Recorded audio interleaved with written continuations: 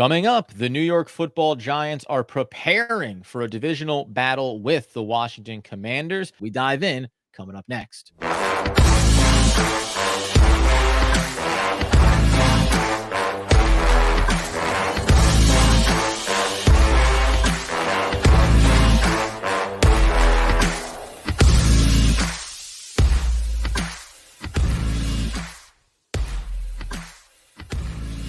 Yes, my friends, it is OGP, the One Giant Podcast, where we are your host. Over there, Andrew Makowitz. Over here, Adam Armbrecht. Always excited to be talking Big Blue as we head towards what is a divisional matchup here. We haven't been excited about these going back to week 1 against the Dallas Cowboys. Now maybe, just maybe, Andy, an opportunity to set ourselves on the right path here in the middle of the season. Oh, there's a game. There's a game. That's right. I forgot. And while we may not think the Giants have divisional aspirations anymore, it is with a team directly above them in the standings in the Washington Commanders. And when we look over at them, I think the easiest way to encapsulate the Commanders coming into this one is when you go back and look, they beat the Cardinals, they beat the Broncos. Those are not high-end talents. They lost to the Bills and the Eagles. You kind of expect it and played the Eagles quite tough. A weird one against the Bears, but then they beat the Falcons, another 500 team, but their quarterback play, et cetera, et cetera. The Commanders are the first opportunity to me for the Giants to get themselves back on like a solid footing after what? The only other time that after that Cardinals win, it was a Seattle game and it looked a mess, right? But this is the first one where you walk into and say, even with everything going on, Commanders are a middle of the pack kind of team. Like they're a gettable team, even if it's Tyrod Taylor starting, a young Sam Howell, right? Like it feels like there's a world where the Giants can go out, play well, and win this football game. You set it up perfectly. The Washington Commanders are the most middle of the road, to me, mediocre team in the league, right? And that's a perfect benchmark and a perfect barometer because we've seen flashes from the Giants. We saw flashes from Daniel Jones against the Cardinals in the comeback win. We saw flashes from the defense last week, bottling up Josh Allen for the majority of the game.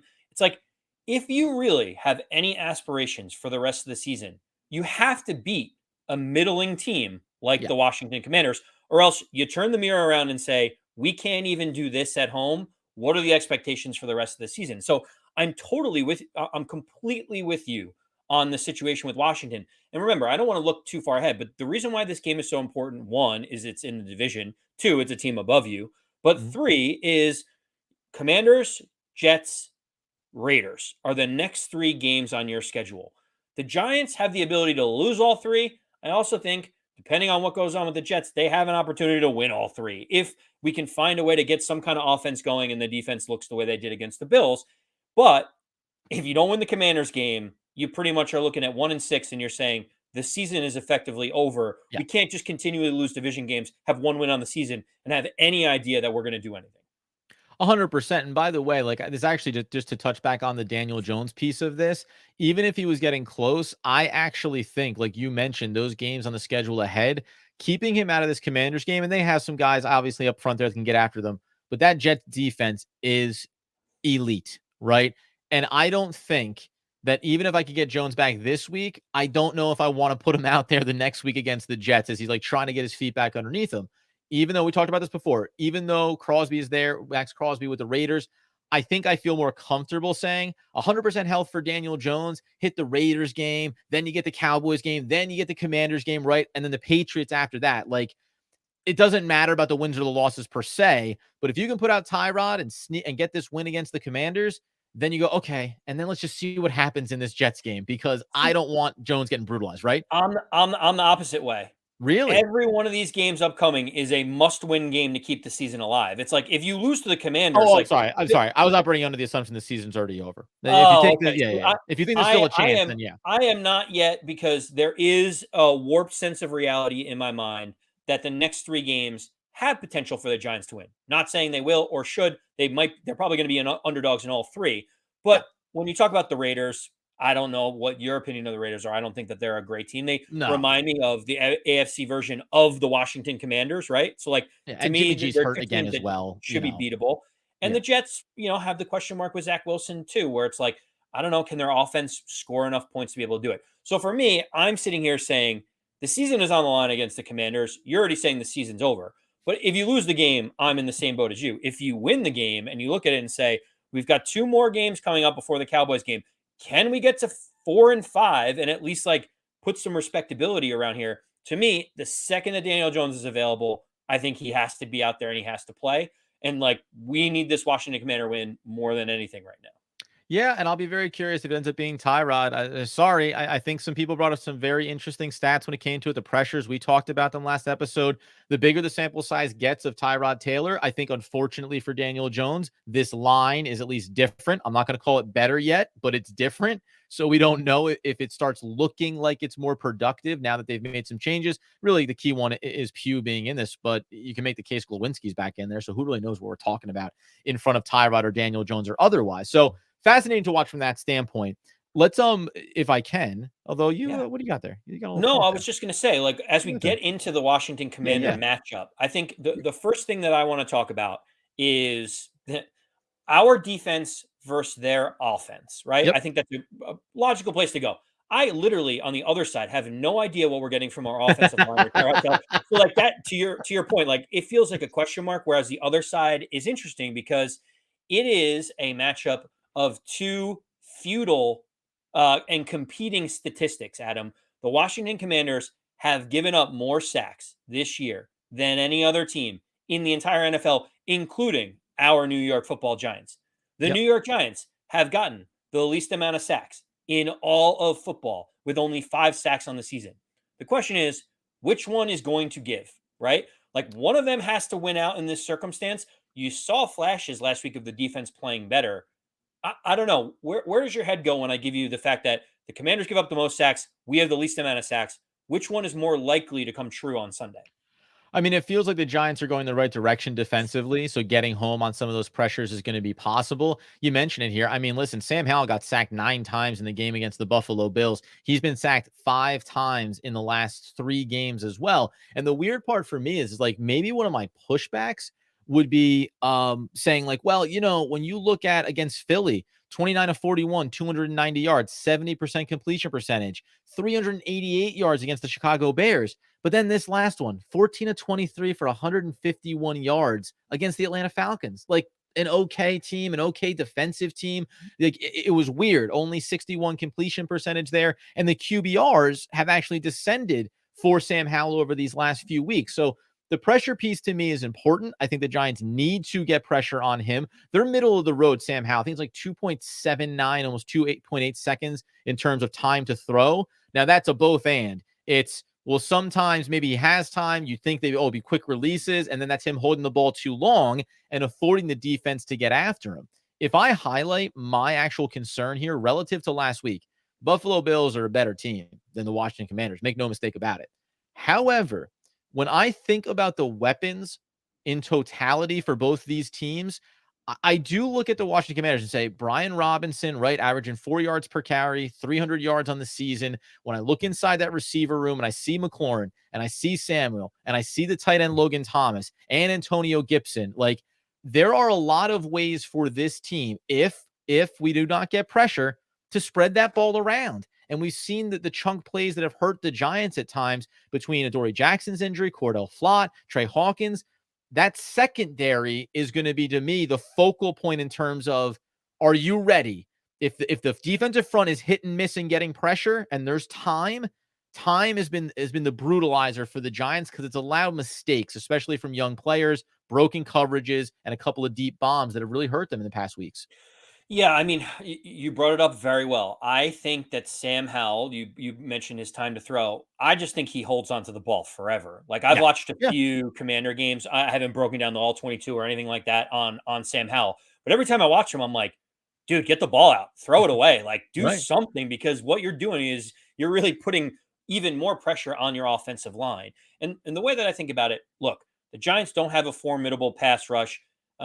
Azeez Ojulari obviously is on IR. They're trying Jihad Ward and Boogie Basham and anyone else that could maybe try to run on Are that you side. are you surprised, by the way, just quick pause. Are you surprised the Giants haven't brought in more bodies there as well? Like the offensive line is taking so much of the spotlight. I know it just is what it is, kind of, but like, hey, you had Ocean Ximenez to start the season. He didn't make it.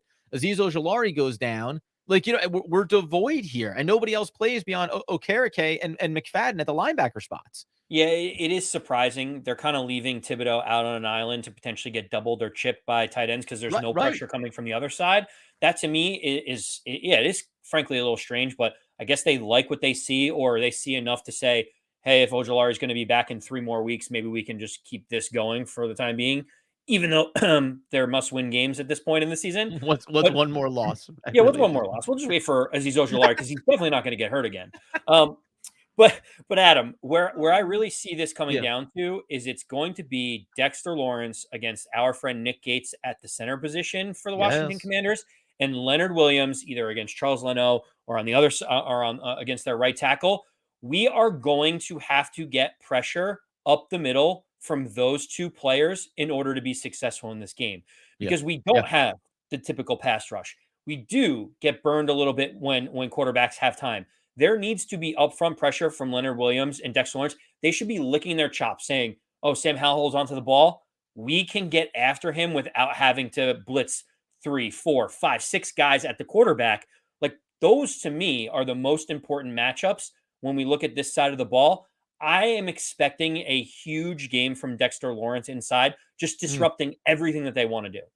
Yeah, I like that. And I think, we talked about Thibodeau playing a little bit better here in recent weeks. Hey, if you can blow it up the gut, whether it's Sam Howell needing to get flushed out of the pocket, whether it's blowing up traditional running plays as well. But if you make it where he's scrambling, then that's when you want to see a Kayvon Thibodeux say, oh, by the way, like, let me go ahead, right, and punish you. You don't have to go too far back to last season when he had some of those monster plays, when he had the strip fumbles there at the goal line of Washington, right? So these are opportunities, I think, for, as you mentioned, coming off of that Buffalo Bills game, for this defense to say we are building forward in spite of the negativity coming out of Xavier McKinney's mouth at times. Hey, like, we don't have to blame you.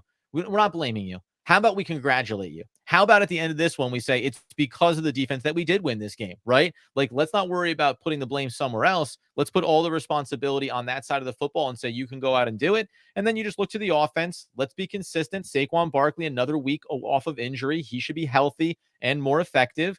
And I'm going to look to some of these players, the Jalen Hyatts and the Wan'Dale Robinsons of the world, to continue to show your growth, right? Robinson, when healthy, looks good. Jalen Hyatt getting more reps. Dable mentioned he's learning, he's growing. They're going to keep giving him a little bit more. They are still being tentative with him, but I think you just, again, on paper, and by the way, cornerback comparisons, Deonte Banks has been stronger than the number one pick in the first round for the Washington Commanders on the outside. So there are gettable battles here, I think, for the Giants on the offensive side. Yeah, Emmanuel Forbes, their first round pick, Yes. was benched. He was benched, and they're like, he needs to take a breather because he's getting burned every single play, especially against the Bears defense. It just did not look good. They're like, he needs to take a break. Whereas Deontay Banks looks to be like a bona fide number one potential cornerback on the outside. It feels like we got to be pretty pleased with that. You better believe it. And Adam, let's talk. Yeah, go ahead. yeah, let's talk about Let's the talk picks. actual game You want to talk itself. picks? Yeah, let's. I was going to say I'll give you the rundown. So Okay. obviously the Giants are at home against the Washington Commanders. The New York Giants are getting 2.5 points, and the over under opened up at 40 points has moved down to 37.5. What are your initial thoughts about the line, the total, anything else you want to talk about? Well, that means they're almost a touchdown dog at a neutral site. Always feel good about that. But the line coming down a little bit, I wonder if it's also weather dependent, right? Kind of game where maybe we're talking about a little bit more rushing attack with consistency, maybe fewer possessions and not as much back and forth, air it out kind of plays. The 37 and a half, again, we've talked about this every single week. When the Giants do not score points. So it's really hard to look at these numbers and never take anything away other than, well, Washington showed they could score. So I do wonder, though, with the line being set the way it is, that makes me think that they're looking at this as being the 2017 kind of game, right? Something 14-17 in the fourth quarter. That's where we're kind of sitting, and it's one way or the other. Are the Giants trying to hold off Washington or make that late push to get the comeback? Yeah. Kudos to the odds makers for saying the Giants are probably going to score 2 touchdowns. Like that's Yeah. exciting to me, Bully. considering we haven't scored a touchdown since the Reagan administration. So, like for me, that's actually pretty exciting. Yeah, it's good. No, exactly. 100%. Ooh, you got me there, Andy. That was a good Reagan. Nice pull. Yeah, for sure. That's why, but it's hard, man. You could take the Giants on the money line at plus 124, lay a little bit with the Commanders. Let's do our official picks here on this game first before we even worry about fantasy plays. What do you believe is a scenario here? And let's operate underneath the assumption, just so we're saying based on Tyrod Taylor starting for the Giants this weekend and Daniel Jones does not play, what do you think is the result of this game? Yeah, this is a tough one because the Giants defense looked really, really good against Buffalo. And it's like, was that an aberration? Or is this the way that we expect this team to play now? Like, to me, that's the biggest question mark.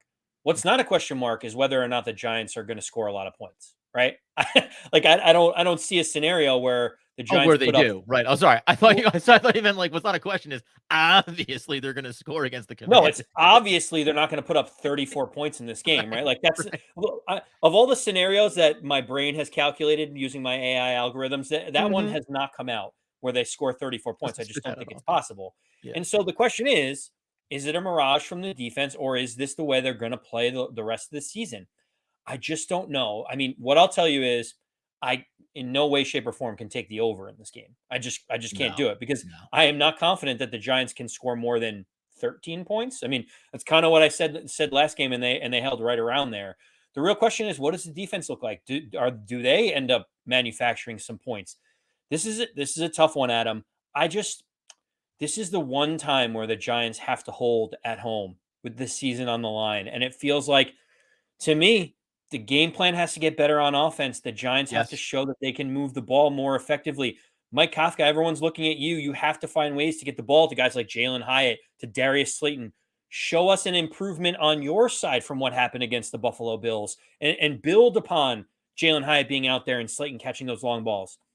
I feel like this is the last stand for the Giants. I know that you already think the season is lost. I do not think it is yet. This is a middling team that the Giants need to beat. I am going to say that the Giants are going to win this game, and I'm going to say they're going to win it 17-13. Here we New go. York Giants, where they bottle up the Washington Commanders and have one last stand to make us all feel good one more time this season. Oh, Andy wants you to go alternate line on this one. Lay like 2.5 to the Commanders and make yourself some money. Be bullish about it. I think. Listen, you look back and you see that the Commanders have given up 35 against the 33 against the Broncos. They gave up 37 against the Bills. They gave up 34 against the Eagles, 40 to the Bears, even to the Falcons. Only 16 points where they got that win. But they are susceptible to giving up points on the defensive side of the ball. It makes me in some ways, thinking back to Miami and then to Buffalo, I kind of want to split the difference in terms of the offensive production and just say, defensively, I think you can hold them underneath that. That was one of the more impressive showings defensively last week. Under 20, I feel like that's been like mentioned a lot around the Giants. If you hold them under 20, if the defense can hold them under 20, and that's the mark you set for this offense, again, it keeps coming down to I can look back last week and not say it was guaranteed, but there was 3 more points at halftime. Maybe there was 7. There was 7 points at the end of the game there. So this could have been that could have been a game where the Giants scored almost 20 points against the Buffalo Bills. They didn't do it. And that's the difference here. They have to do it in order to prove it. So I just my concern is what you mentioned about the defense. They've played better, 5 turnovers in the last 2 games. But if they don't get home like every other team has against the Commanders' offensive line, that's where I think this Washington offense can take over a little bit. And it's just once you get in a hole, what is it going to look like? I I do want to believe that this team, even if I don't think the season has much left in it, I think that there's something to be said here by this Giants roster. But nevertheless, I have the Commanders beating them. I think this is a 20-17 game. I think the Giants do get a little bit of offense going for themselves with a couple of touchdowns. But ultimately, I don't think that the Giants defense gets the turnovers that they've gotten in recent weeks. And if you can't get those, then I think it's a very gettable game for Washington. So yeah, I wouldn't even take the points here. I don't think the Giants get there with a 2.5. Look at you, just going right with Vegas. You agree exactly what Vegas said. You think there's about 37 points, and you think Washington's probably going to kick a field goal to win the games, and I've that's learned my lesson. usually the most likely scenario. There's reasons why those giant pyramids and hotel rooms are built out there. Um, Yes.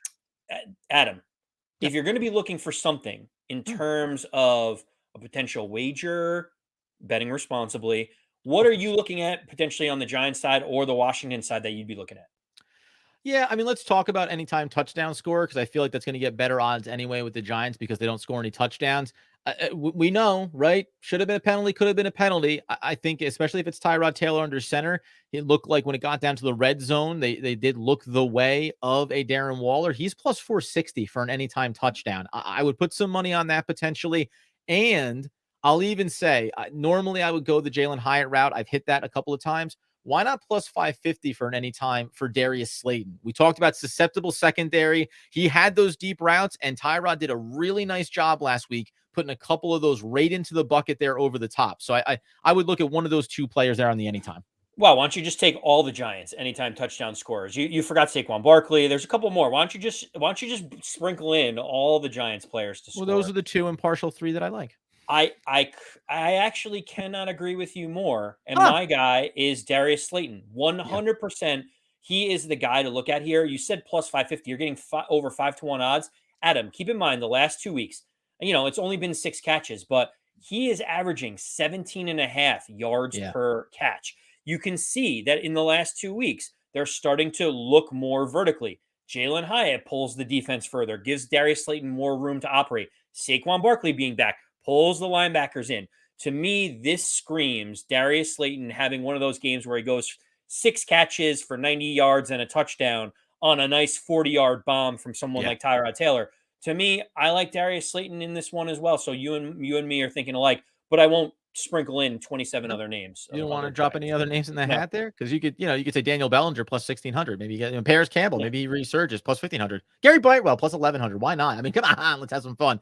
No, listen, and it's the kind of moments like that where I'm like, maybe the Giants could win. Like Yeah, you want to see them come exactly. out here and play well. And by the way, I do think on the Darius note, the reason why I actually like it a lot is because I think Jalen Hyatt has been showcased just enough now in the last couple of games where now I think actually other teams are going to say, hey, this young kid, like watch this rookie, and that's going to start to give those opportunities along with Saquon. Listen up, friends. It's a 1 o'clock game on Sunday. So by 4:30, you'll be happy, you'll be sad, you'll have moved on completely from the Giants season, or you'll be digging your heels in and thinking about that Jets game, home and home, right there in the same building, and how important that could be for this team clawing back respectability. What you do in the meantime, guys, just so you know, you get over to YouTube. One Giant Podcast. We're doing the show over there. You'll find out that, in fact, the podcast feed is still alive and well, in spite of, I think, some higher, authorities trying to take us off the airwaves. We fought back, and we will be right back there. You can hear us right now there all the time, free on all those platforms, at AndyMac214, at Adam Armbrecht, at One Giant Podcast on Twitter. Until next time, though, as Andrew Makowitz would want, need, and nay, demand that people know. As always, let's go Big Blue.